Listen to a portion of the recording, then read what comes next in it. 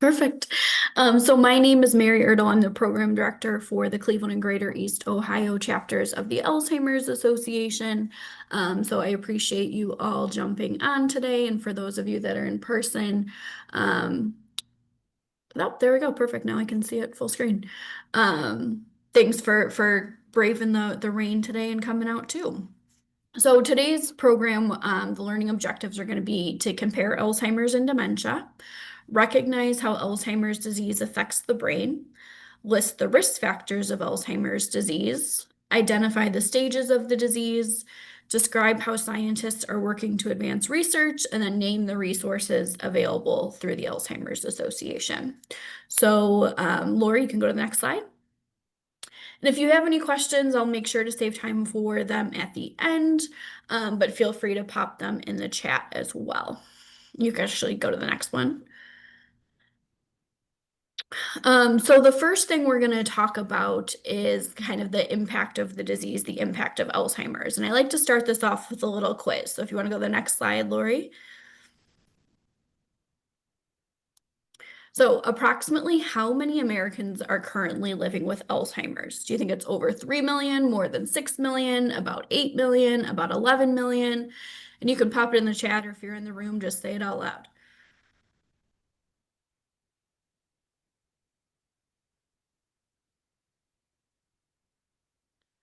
Both 3 and 11 million in the room. Getting a couple things in the chat here. So Lori, if you want to go to the next one. It is more than 6 million Americans that are living with Alzheimer's disease. I have been with the Alzheimer's Association since 2014. At that time, it was almost 5 million Americans. And actually, at the end of April, we just released our facts and figures for 2025, and we have crossed the 7 million threshold. So it's now about 7.2 million Americans that are living with Alzheimer's. If you want to go to the next slide, Lori. And then how many Americans provide unpaid care for people living with Alzheimer's or dementia? I say this is kind of a math question. So if there's 6 million Americans living with the disease, how many people do you think are providing unpaid care? Any guesses? You can pop them in the chat or say them out loud. 8 million, We've got 11 in the room. 8, 11. If you want to go to the next slide, Lori. It is over 11 million. So you think there's 1 to 2 caregivers for each person living with the disease that's providing unpaid care. Next slide. And this is a quick video if you want to play that, Lori. Did I go one too far? I think you have to hit, if you want to go back, you have to hit the play in the middle. There it is. There we go.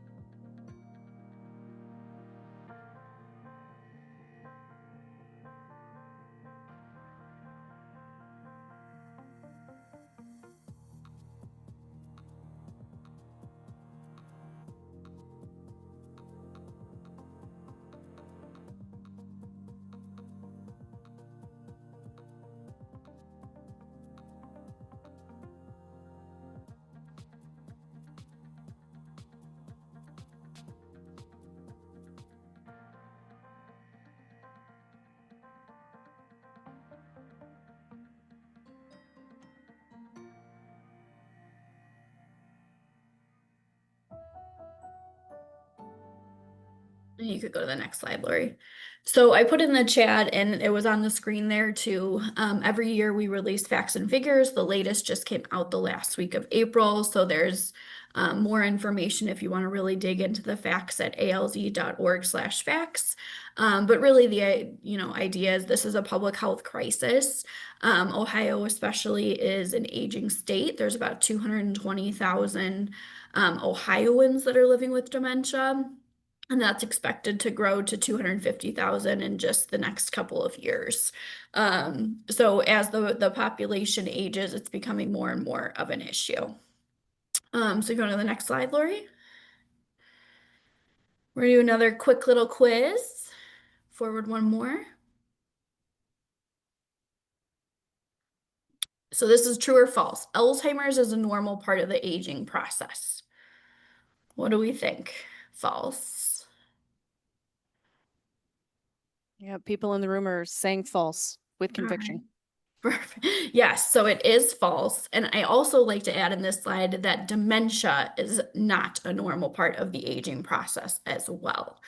So Alzheimer's is a brain disease that causes problems with memory, thinking, and behavior. It's not a normal part of aging. And I think it's important to note here that, people think it's just the memory that's affected. It's not. It's a brain disease. So anything that your brain controls can be affected by Alzheimer's disease. And we'll talk about that a little further in the program. If you want to go to the next slide, Lori. True or false? People that younger than age 65 can get Alzheimer's. True. Consensus in the room is true. Yep. Yes, unfortunately, this is true. It is less common. We call it younger onset Alzheimer's disease when people get diagnosed before age 65. We have a gentleman that's a volunteer at the association who's 51 that's diagnosed with Alzheimer's disease. So while it's more normal to get it after age 65, there are individuals younger than 65 living with the disease. All right, next one. So now we're going to hear really quickly, one of the most common questions I get working at the Alzheimer's Association is what is the difference between Alzheimer's and dementia? So we're going to hear from one of our chief medical officers at the Alzheimer's Association and kind of explain the difference. Dementia is the umbrella term for an individual's changes in memory, thinking, or reasoning. There are many possible causes of dementia, and Alzheimer's is the most common cause. Other causes of dementia are vascular dementia, which is marked by changes in the blood flow and the blood vessels in the brain. Dementia with Lewy bodies, identified by specific brain changes throughout the brain that include the buildup of a protein known as alpha-synuclein. And frontal temporal dementia, which is marked by brain cell loss in the front sections of the brain or the frontal lobe. Each type of dementia may have distinct characteristics to cause specific behaviors in the individual. But there is also some overlap in behaviors among the types of dementia. So dementia is that umbrella term. It means that there is memory loss severe enough to affect your daily life. So it is not a normal part of aging. And a really big differential between dementia and normal aging is that it affects your daily life. So the frequency of it is something that is really going to differentiate between the two. Alzheimer's disease is the most common form of dementia. So about 70% of cases of dementia are due to Alzheimer's disease. But there's also vascular dementia where your brain isn't getting enough blood flow. It isn't getting the nutrients it needs. Every time that your heart pumps, 25% of that blood goes to your brain. So if that's not happening the way that it should, it's going to affect your cognition. Then we have Lewy body dementia, which is very similar to Parkinson's disease, with tremors, gait, balance issues. But a lot of times that has hallucinations included in the symptoms as well. Frontotemporal dementia has been in the news a lot lately. That's what Bruce Willis was diagnosed with. FTD affects the frontal lobe of the brain, which is your judgment, your decision making, your speech. All of those things are controlled there. But what we're finding more and more is that people actually have mixed dementia. So they might have the amyloid and tau buildup of Alzheimer's disease, but they also have vascular dementia and aren't getting the blood flow to their brain that they should. All right, next slide. We can skip this one and go to the next one more.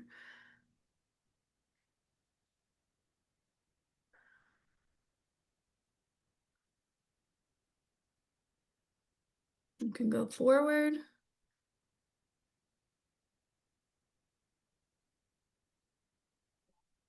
Perfect. So just to kind of recap that section, dementia is a general term for a collection of symptoms severe enough to interfere with daily life. Alzheimer's is the most common form of dementia. It's not a normal part of aging. It is a progressive brain disease. So if you want to go to the next slide, Lori.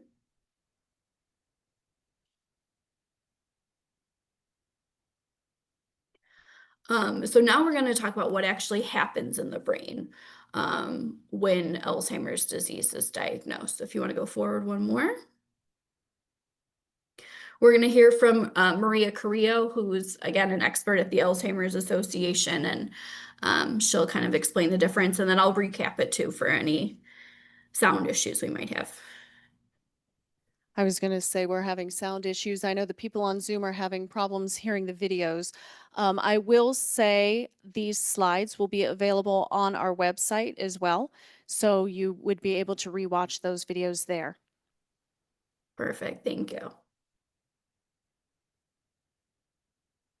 Dr. Alzheimer described specific changes in the brain, what we now call the formation of plaques and tangles.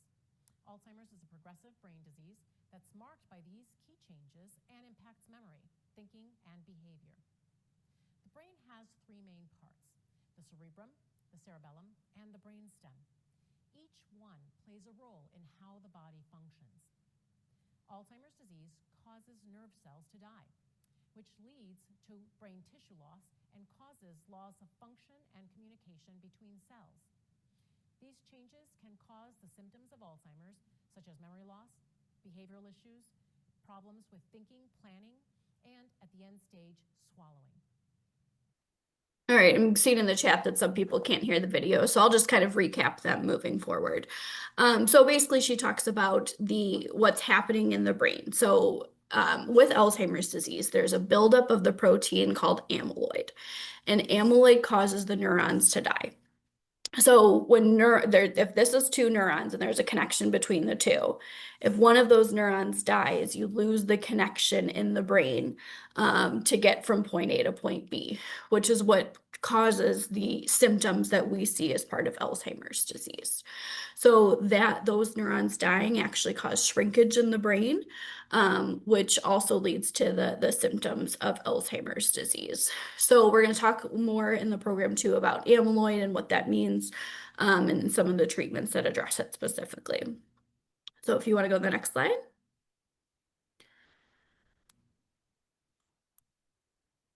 So this is, again, just kind of recapping what she said.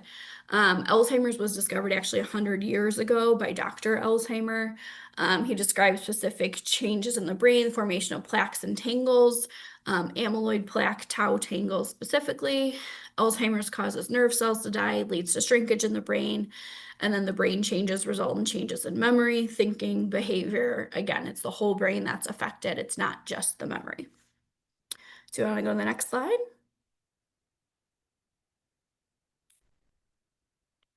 All right, so now we're going to talk about some of the risk factors of Alzheimer's disease, because I would say that's kind of the next most common question I get working here is, my mom had it, my grandmother had it, am I going to get it? So Laura, if you want to go to the next slide, we're going to do another little quiz really quick. One more. And I will say people usually get this one wrong, so we'll see how this group does. What is the greatest known risk factor for Alzheimer's disease? Do you think it's genetics, family history, or age? We have a vote for age in the room. Okay. Anybody else? Genetics, Age. a lot of genetics online. We've got Genetics. age, and then somebody says all three. Yeah, so age is correct. Age is the greatest known risk factor for Alzheimer's disease. So if you want to go to the next slide, Lori. After age 65, the risk of Alzheimer's doubles every 5 years. So 34% of people 85 and older have Alzheimer's. 1 in 3 seniors dies with some form of dementia. If you want to go to the next slide, and we'll just skip the video. I can just kind of explain it.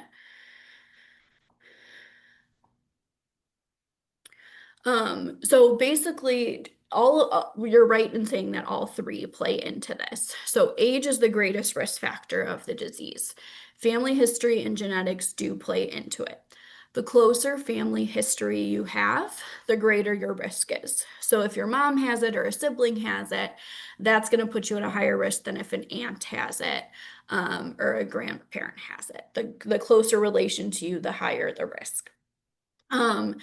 There are what we call risk genes and deterministic genes. So most of the genes that we know about around Alzheimer's disease are risk genes.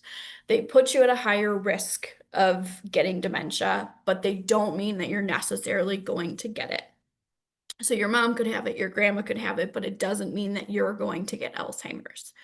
There is a gene specifically for younger onset, where they can test for it and know that it's deterministic that you are going to get Alzheimer's disease.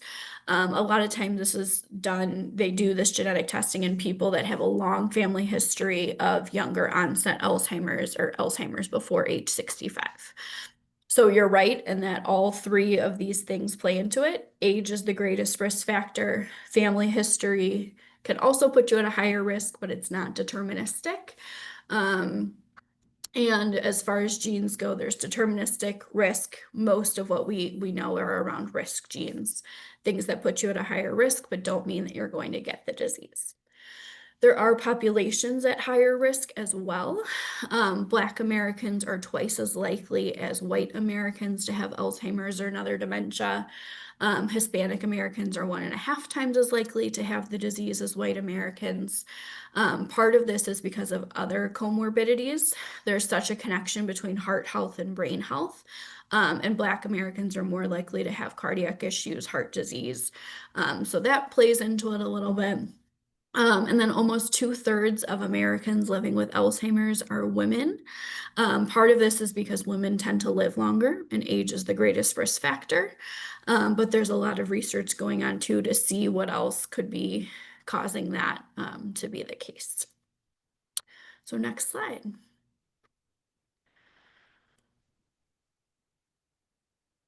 So this is just kind of a recap. Age is the greatest known risk factor. Risk increases at age 65. Family history is also a known risk factor. Parent or sibling increases an individual's risk. Risk genes, deterministic genes we talked about, and then Black Americans, Hispanic Americans, and women are at higher risk.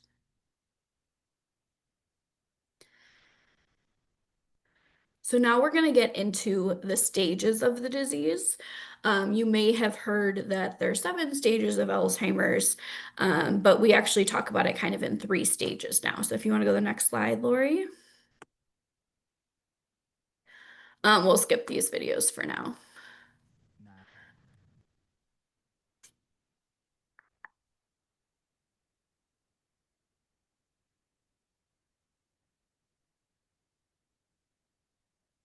You can go to the next one. Perfect. Okay. So we actually talk about Alzheimer's disease as a continuum. So what research is finding is 10 to 20 years prior to any symptoms showing, the biological changes in the brain are happening. So that accumulation of amyloid and tau is happening in the brain, even though it might not show any symptoms. So that's what we call the asymptomatic stage of the disease. Then we move to MCI due to Alzheimer's disease, which is mild cognitive impairment. So this is the early stage of cognitive ability loss. Not everyone who gets MCI gets dementia, but everyone that has dementia passes through the MCI stage of the disease. So a lot of the research right now is how do we address MCI to get it to stop where it is? MCI is somewhere between normal aging. It's a little worse than normal aging. It's not what we would expect as typical, but it's not affecting someone's daily life where we would call it dementia. So it's somewhere in the middle. Then again, if you pass through the MCI stage to dementia, we talk about it in 3 stages: mild, moderate, and severe, or early, middle, and late. So mild typically involves symptoms that interfere with some daily activities. There are people living with dementia that are still driving, that are still working, but they might have trouble calculating a tip at a restaurant, or they reset their password and then the next day they have to reset it again because they don't remember what they changed it to. That's what we call the early stages of the disease or mild dementia. After that, we talk about moderate dementia or the middle stages of the disease. This is typically the stage of the disease that people spend the longest period of time in. On average, someone living with Alzheimer's lives anywhere between 4 and 8 years, which is, a wide range. But depending, I say all the time, if you know one person living with dementia, you know one person living with dementia, because it affects everyone differently. Um, so in the moderate stages of the disease is a lot of times where we see behavior as a form of communication, more pronounced symptoms that interfere with many daily activities. Communication becomes harder in the moderate stage. Then when we talk about the severe stage, the symptoms interfere with most daily activities. At this point, usually people living with Alzheimer's need 24/7 care. They need assistance with all activities of daily living, going to the bathroom, eating, in this stage of the disease. And again, the kind of progression looks different for everyone for how much time they spend. But this is kind of the general progression for everyone that's living with Alzheimer's disease. Do you want to go to the next slide? And this is just kind of a recap of what we talked about. Go forward.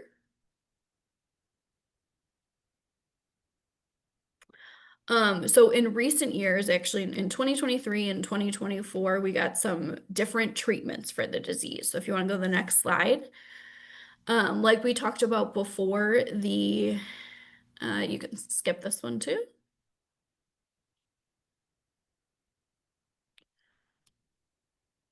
Well, I'll just talk. I think it might have been on that past one.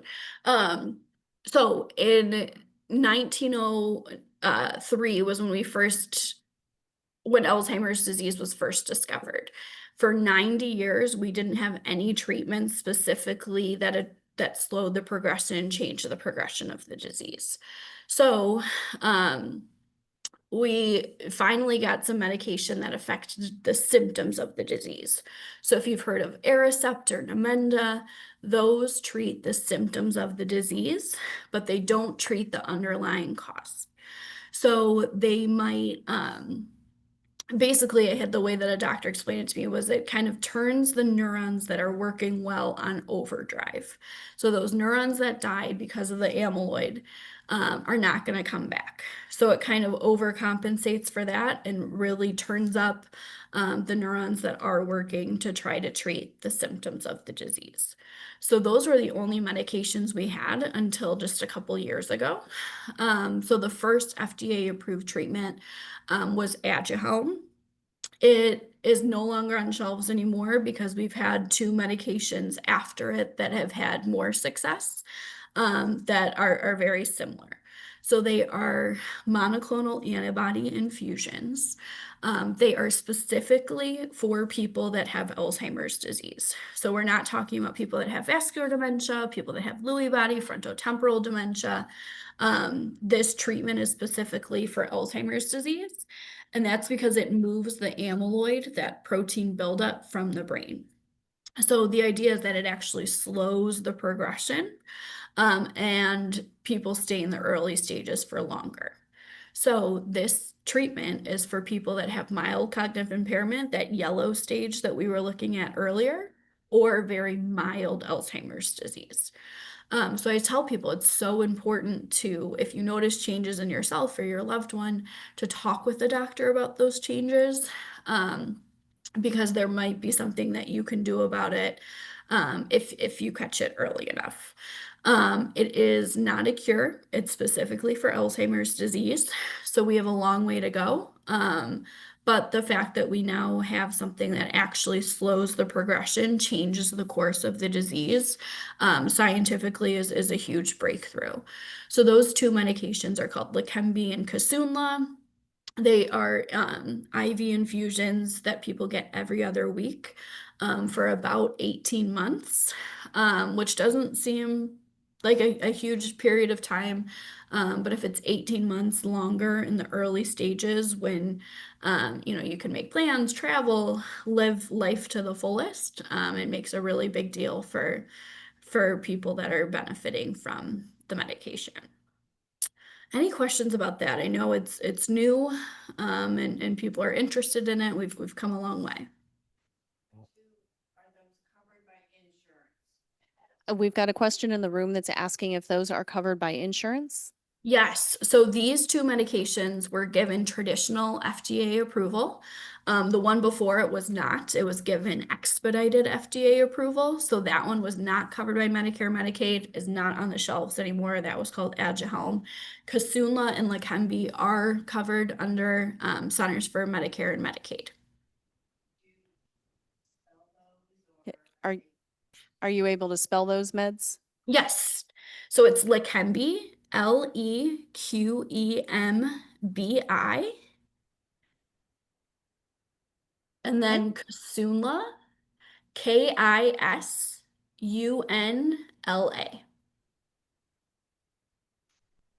So Leqembi was approved in summer of 2023, and then Kisunla was approved, traditionally FDA approved in 2024, last summer.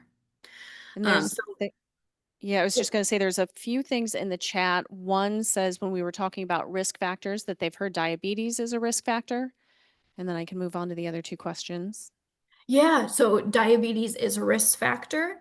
It's one of the things we talk about with healthy brain. We have 10 healthy habits for your brain, and managing diabetes is one of them because there is a connection between dementia and diabetes.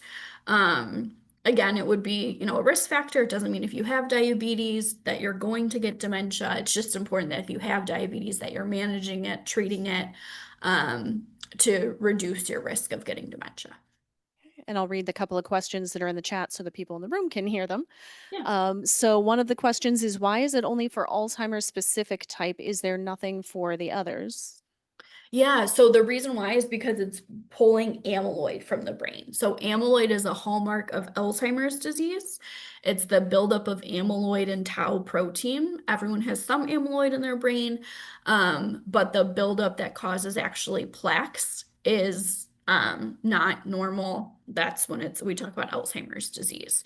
So because this medication is specifically pulling amyloid out, if people have vascular dementia and amyloid is protein isn't an issue, the treatment's not going to be effective. And that may also answer the next question. You mentioned that these medications are not used for dementia. Is there a reason why? And I think that maybe speaks to that as well. Yeah, it's very specifically that protein. So there's some testing they do either through a spinal tap, getting some, lumbar puncture, spinal fluid to test the level of amyloid, or they'll do an amyloid PET scan to figure out how much amyloid is in the brain to see if these medications would work. Thank you. Yeah. All right, so if you want to go to the next slide. So we'll skip these videos, but people are always interested in kind of what's going on in research right now. And I will say 10 years ago when I first joined the Alzheimer's Association, we said it's the only leading cause of death in the top 10 with no way to prevent it, treat it, or cure it. And at that point, we don't, we at this point we don't say that anymore, that there are things that you can do to reduce your risk. There are treatments that actually slow the progression of the disease, so we're working for a cure at this point. But scientists have significantly increased their understanding of Alzheimer's in the past decade. And there's just been huge progress that we've made. The other thing people ask is, well, what can I do to prevent it? How can I stop it? I have this long family history. And there is a lot of research going on around lifestyle factors and things people can do to reduce their risk. So actually this summer at the end of July, the Alzheimer's Association funded a study called the US Pointer Study, specifically around that, specifically on lifestyle interventions and things people can do to reduce their risk, and what works. So I had a doctor explain it and saying that mom was right. Everything she said as far as eating your vegetables, eating healthy, exercising, socializing, is really important for the disease. Managing other comorbidities, so managing diabetes, managing any heart issues, managing blood pressure, all of those are going to kind of, reduce your risk of getting dementia. Those are kind of some of the big things that are going on in research right now. The studies have found that about 40% of cases of dementia could be prevented with lifestyle changes. But that being said, you could be the healthiest person in the world, do everything right, exercise daily, eat the, foods you're supposed to eat. We talk a lot about the Mediterranean diet at the Alzheimer's Association. You could do everything right and still get the disease. And we don't necessarily know why that's the case. We don't have specific things that we can point to that cause the disease. So there's a lot of research right now kind of going on around that. We do a lot around research at the Alzheimer's Association. So after the US government and the Chinese government, the Alzheimer's Association is the largest funder of research in the world for Alzheimer's and dementia. We also have a clinical matching service. So that's on the screen. It's called Trial Match. So you can create a profile, and this is for any form of dementia. It's not Alzheimer's specifically. They need both healthy volunteers as well as people that are experiencing changes in their memory to match you with a trial. And there's treatment trials, there's caregiver stress trials, there's lifestyle trials. So if you're interested in connecting with a trial, we're so lucky in Northeast Ohio to have the health systems that we do that are participating in these trials. So if you're interested, alz.org/trial match can get you connected.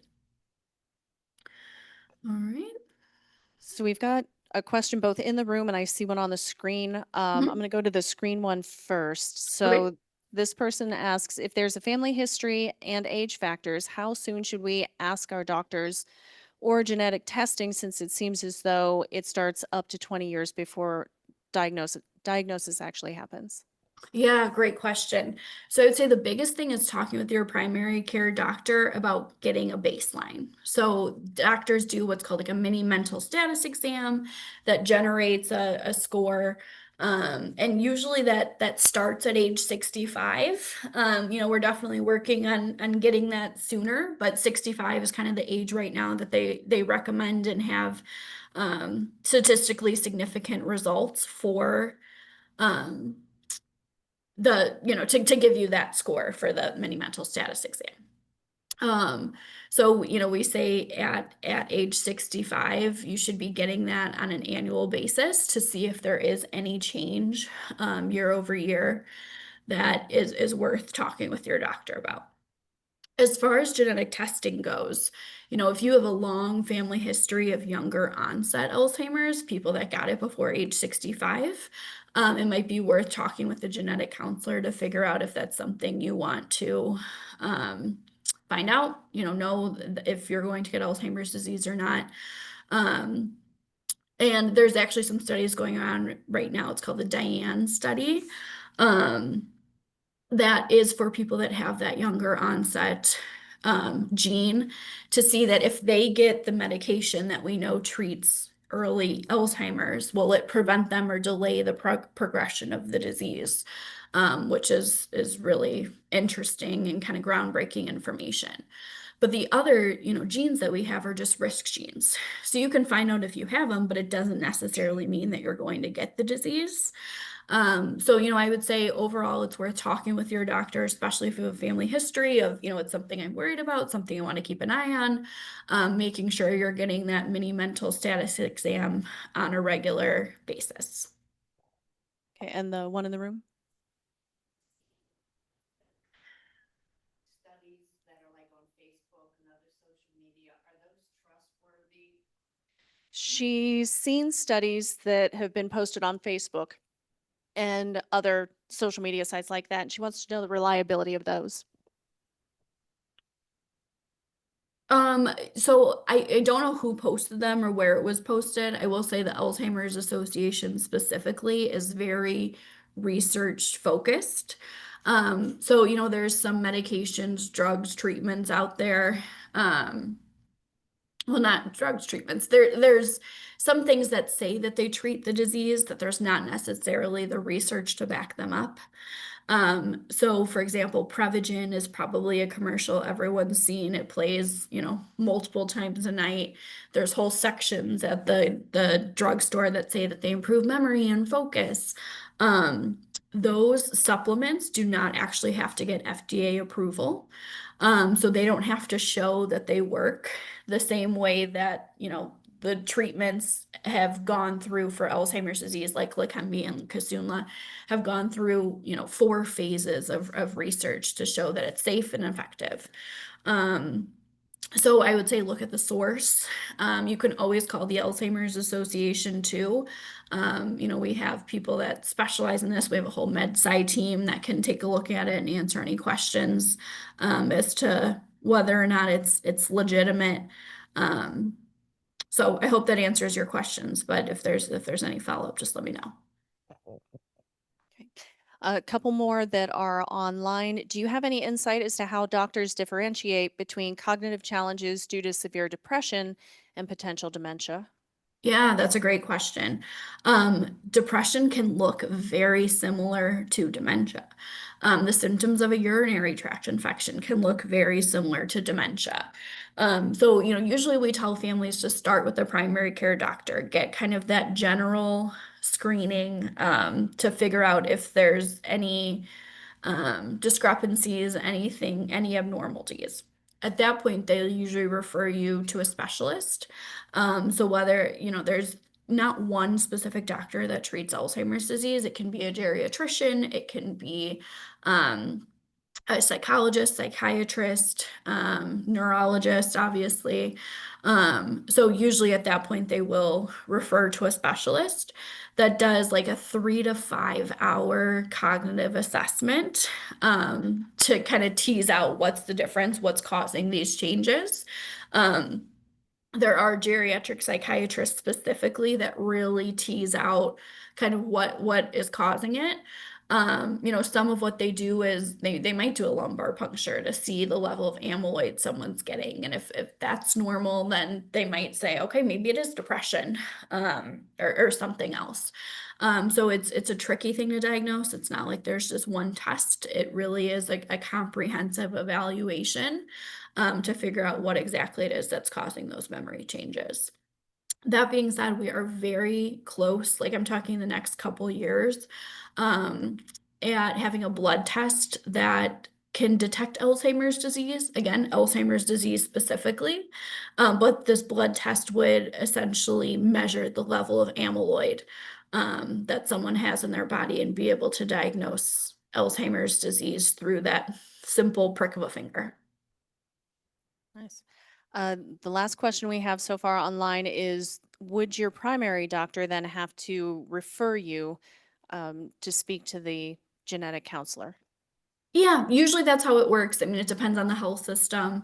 But maybe worth talking with the doctor again if it's something you're really concerned about. Of just say, hey, I'm interested in talking with this. There are steps to getting genetic counseling. It can affect insurance rates if they do find something.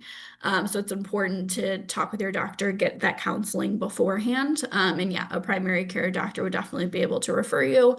But you can also look up just like the genetic counseling department at your health system to connect that way. Thank you. Yeah. So now I just want to make sure that everyone knows the resources that are available through the Alzheimer's Association. So the first thing is we have a 24/7 helpline. So anytime people have questions or concerns or just want to talk with someone that understands the disease, you can always give us a call. We never close.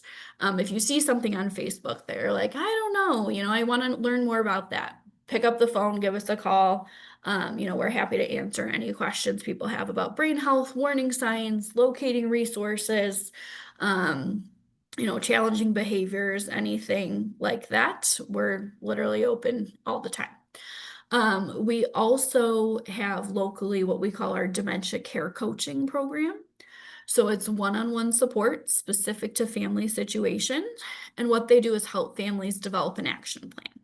So figuring out what your next steps are, what resources are available to you, if there's a specifically challenging behavior that you need help just kind of brainstorming, thinking through, we could definitely help kind of navigate through all of that. And all of our programs and services are free of charge. There's no cost to anything that we do. We're really just here to help. We do a lot of education programs in the community, everything around brain health, warning signs, communication behaviors, how to keep someone independent for as long as possible, as well as caregiver support groups. So if people want to connect with other people who are either living with dementia or a caregiver for someone living with dementia, we're happy to get people connected that way. I say all the time, caregivers are the most creative people in the world because they have to be. So getting all of that brain power in one room can be really powerful. Again, it's all free of charge. We're really just here to help. Make a really challenging disease a little bit easier. So I think that's the end of the program today, but happy to answer any additional questions that anyone has. So anybody in the room? And I'll keep my eyes online. For our Zoom participants, I did just drop the link to the evaluation in there. So if you would just take a moment or two to complete that before logging off, I would appreciate that. For those in the room, I've got a QR code, or I can get you the link when I step back out into the check-in table. Oh, yeah. Can we get the Zoom link sent to us here? Was it sent somewhere and I didn't see it? So it was the Zoom people that couldn't hear as well, but these slides will be on our website. Website? Yes. So what you'll want to go to is Direction Home's website, which is www.D as in David, HAD as in David, .org. And when you are there, you'll scroll down just a scotch and you'll see a circle that says, I'm a caregiver. You'll click on that, and all of the information for these sessions, the recordings of these sessions, I'll post these slides here. You may have to scroll down a little bit where you'll see about Noontime Knowledge, miss a session or want to rewatch, and you can find those there. Yeah, I'm sorry. What is that?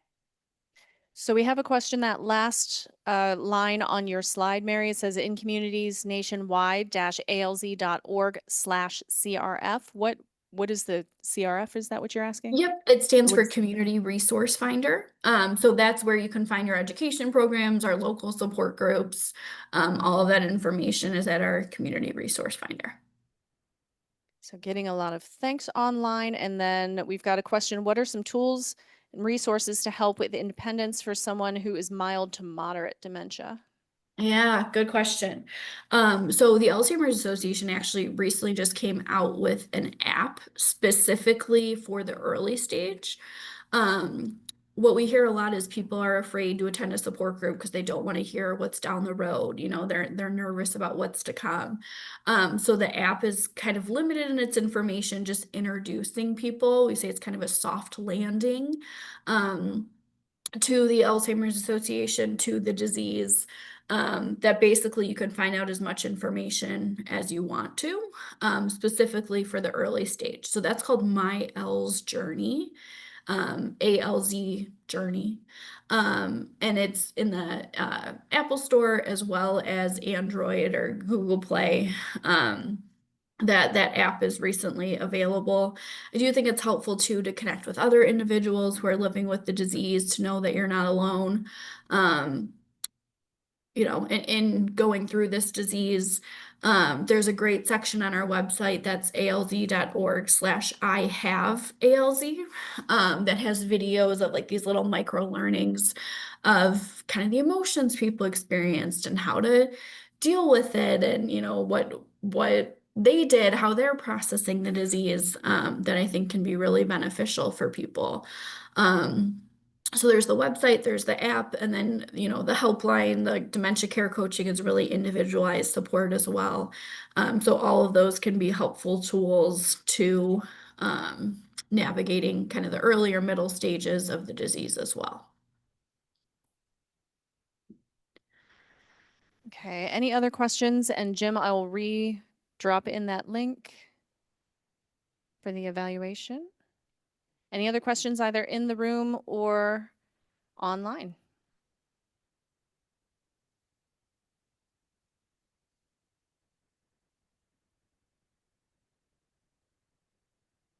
Thanks, Courtney, for doing that too. She just dropped in the link as well. All right. Yeah.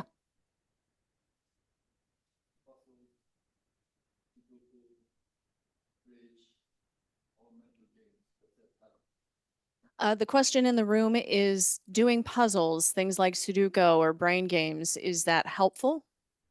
Yes, is the short answer. So basically your brain is kind of like a use it or lose it. So, you want to keep it active, and you want to challenge yourself. So the more variety that you can do, things that can sometimes become frustrating, a little challenging are good for your brain.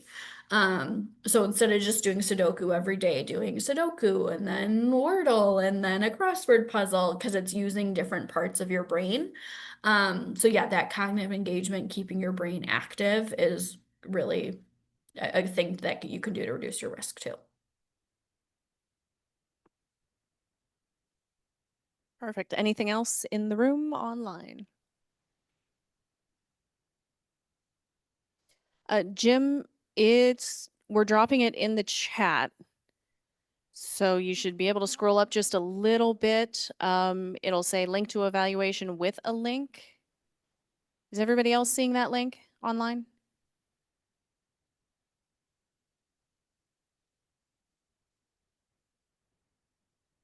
Yeah.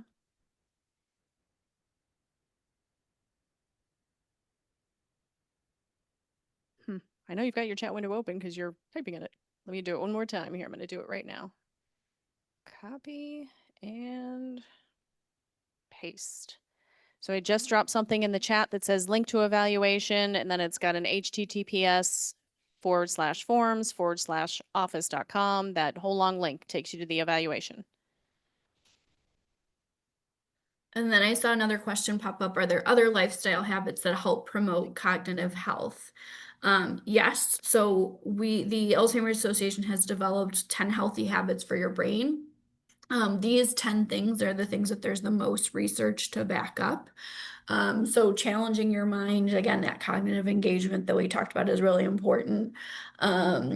Staying in school, education, I mean, that can encompass just reading and, trying to learn new things is really important. Again, kind of goes with that cognitive engagement side of things. Get moving, exercising, and kind of thinking about things too that you can adapt your lifestyle to. People can't change all of these things overnight and go to eating completely, Mediterranean diet and running 3 miles a day and, all of this. But little changes that you make can add up. Parking a little further away so that you walk more, get your steps in, taking the steps instead of the elevators. Those things can kind of, add up to just keep you healthier in general. Not smoking, controlling blood pressure, managing diabetes, all of those things play into it too. But you can read more about it at our in the link I just put in the chat there. Perfect. And for those in the room, I'll get you the chat that she just put in or the link that she just put in the chat. All right. Any last thoughts, questions? Jim, were you able to get that evaluation link?